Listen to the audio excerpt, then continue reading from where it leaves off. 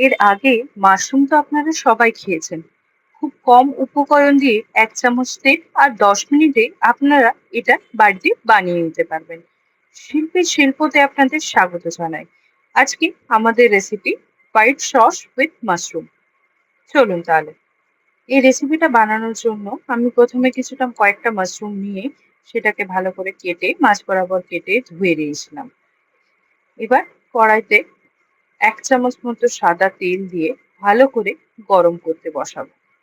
ঠিক ততক্ষণে আমরা এখানে রসুনটাকে একটু ছাড়িয়ে নেব। তেলটা গরম হয়ে গেলে ৭ থেকে ৮টা রসুনের কোয়াকে ভালো করে কুচি করে তার মধ্যে দিয়ে দিলাম। এবার রসুন থেকে কাঁচা গন্ধটা চলে গেলে একটুখানি ভাজা ভাজা করে নেওয়ার পর ৪ থেকে ৫টা কাঁচা লঙ্কা আমি এর মধ্যে দিয়ে দেব।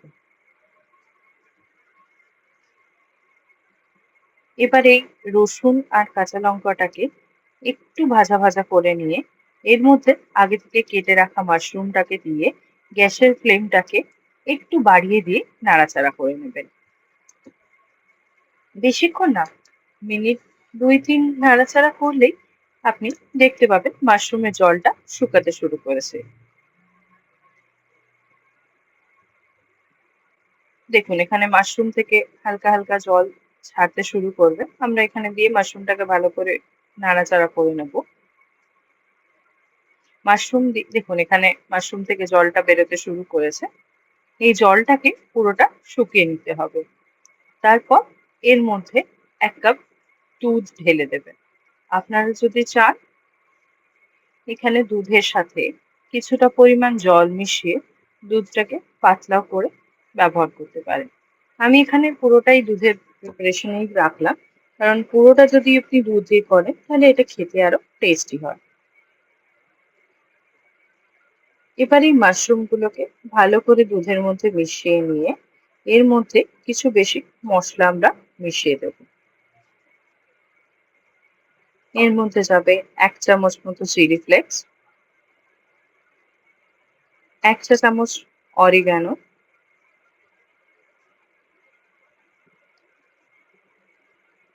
১ চামচ নুন আর ১ চামচ ব্ল্যাক পেপার পাউডার।